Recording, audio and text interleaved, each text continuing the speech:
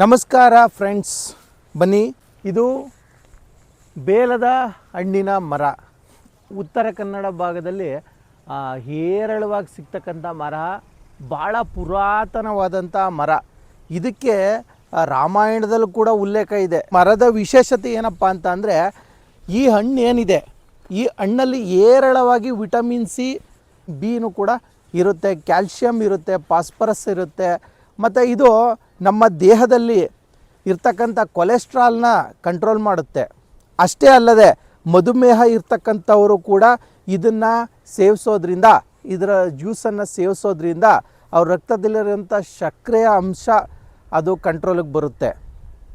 ಅಷ್ಟೇ ಅಲ್ಲದೆ ಗೆಳೆಯರೇ, ಈ ಹಣ್ಣಿನ ಹಣ್ಣಿನಿಂದ ಜ್ಯೂಸ್ ಮಾಡಿಕೊಂಡು ಕುಡಿಬೋದು, ಇದರಿಂದ ಚಟ್ನಿ ಕೂಡ ಮಾಡ್ಬೋದು, ಇದನ್ನು ಹಾಗೆ ಬೆಲ್ಲ ಮಿಕ್ಸ್ ಮಾಡಿಕೊಂಡು ಕೂಡ ತಿನ್ಬೋದು. ಈ ಹಣ್ಣು ಬಹಳ ರುಚಿಯಾಗಿರುತ್ತೆ. ಮತ್ತು ಏನಪ್ಪ ಅಂತಂದರೆ, ಈ ಹಣ್ಣು ನಮ್ಮ ದೇಹನ ಡಿಟಾಕ್ಸಿಫಿಕೇಷನ್ ಕೂಡ ಮಾಡುತ್ತೆ. ಅಂದರೆ ನಮ್ಮ ರಕ್ತದಲ್ಲಿರ್ತಕ್ಕಂತಹ ಎಕ್ಸ್ಟ್ರಾ ಕೊಬ್ಬನ್ನು ಕೂಡ ಅದು ನಿರ್ಮೂಲನೆ ಮಾಡುತ್ತೆ. ನಮ್ಮ ಹೃದಯಕ್ಕೆ ಇದು ಒಳ್ಳೆಯದು.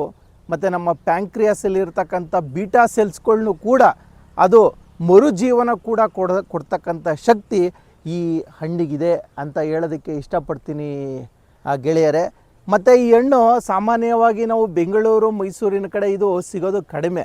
ಎಲ್ಲಾದರೂ ಸಿಕ್ಕಿದ್ರೆ ಖಂಡಿತವಾಗಲಿ ಅದೆಷ್ಟು ದುಡ್ಡಾದರೂ ಪರವಾಗಿಲ್ಲ, ತಗೊಂಡು ಅದನ್ನು ತಿನ್ನಿ ಅಂತ ಹೇಳ್ತೀನಿ. ಹಣ್ಣಿನ ಮಹತ್ವ ಭಾಳ ದೊಡ್ಡದಿದೆ. ವಿಟಮಿನ್ ಸಿ ಹೇರಳವಾಗಿರೋದ್ರಿಂದ ನಮ್ಮ ದೇಹದಲ್ಲಿರ್ತಕ್ಕಂತಹ ರೋಗ ನಿರೋಧಕ ಶಕ್ತಿಯನ್ನು ಕೂಡ ಇದು ಉತ್ತಮಗೊಳಿಸುತ್ತೆ. ಯಾವುದೇ ಈಗ ಸಾಮಾನ್ಯವಾಗಿ ನೆಗಡಿ, ಶೀತ, ಕೆಮ್ಮು ಏನಿದೆ ಅದ್ಯಾವುದೂ ಕೂಡ ಇದನ್ನು ತಿಂದರೆ ಬರೋದಿಲ್ಲ. ಮತ್ತು ಕಂಟ್ರೋಲಿಗೆ ಬರುತ್ತೆ, ನಮ್ಮ ರೋಗ ನಿರೋಧಕ ಶಕ್ತಿ ಚೆನ್ನಾಗಿರುತ್ತೆ ಅಂತ ನಾನು ಹೇಳೋದಕ್ಕೆ ಇಷ್ಟಪಡ್ತೀನಿ. ಇಂಥ ನಮ್ಮ ಉತ್ತರ ಕರ್ನಾಟಕ ಭಾಗದಲ್ಲಿರ್ತಕ್ಕಂಥ ಈ ಒಂದು ಅಮೃತ ಫಲ ಅಂತಲೇ ಹೇಳ್ಬೋದು ಇದನ್ನು. ಈ ಬೇಲದ ಹಣ್ಣು, ಈ ಮರದ ಓನರ್ ಇವರೇನೆ. ಇವರು ಈ ಬೆಲ್ಲದ ಹಣ್ಣಿನ ಬಗ್ಗೆ ಇವ್ರಿಗೆ ಗೊತ್ತಿರುವಂಥ ಒಂದಷ್ಟು ವಿಚಾರಗಳನ್ನ ಹಂಚ್ಕೋತಾರೆ.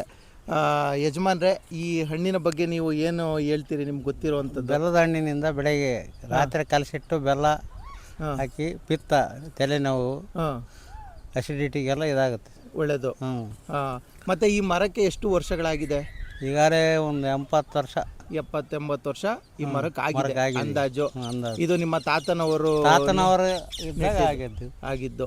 ಮತ್ತು ಈ ಹಣ್ಣಿನಿಂದ ಇನ್ನೇನೇನು ಪ್ರಯೋಜನಗಳು ನಿಮ್ಗೆ ಗೊತ್ತಿರಂಗೆ? ಇದು ಪಿತ್ತಕ್ಕೆ ಒಳ್ಳೆಯದು. ಪಿತ್ತಕ್ಕೆ ಒಳ್ಳೆಯದು.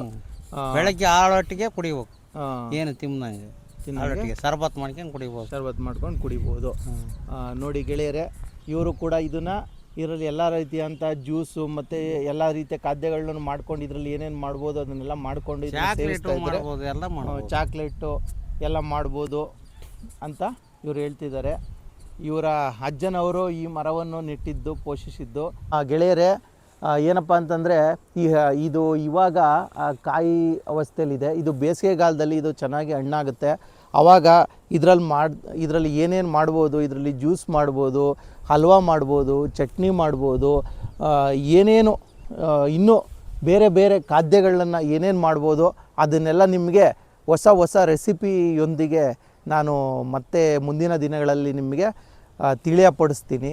ನನಗೆ ಗೊತ್ತಿದ್ದ ಉಪಯೋಗಗಳೆಲ್ಲ ನಾನು ಹೇಳಿದ್ದೀನಿ. ಇದನ್ನು ಬಿಟ್ಟು ಇನ್ನೇನಾದರೂ ನಾನು ಹೇಳಿಲ್ಲದೆ ಇರ್ತಕ್ಕಂಥ ವಿಚಾರಗಳಿದ್ದರೆ, ಈ ಹಣ್ಣಿನ ಬಗ್ಗೆ ನಿಮಗೆ ಗೊತ್ತಿರ್ತಕ್ಕಂಥ ವಿಚಾರಗಳಿದ್ದರೆ ದಯವಿಟ್ಟು ತಿಳಿಸಿ ಅಂತ ನಾನು ಕೇಳ್ಕೊತೀನಿ ಫ್ರೆಂಡ್ಸ್.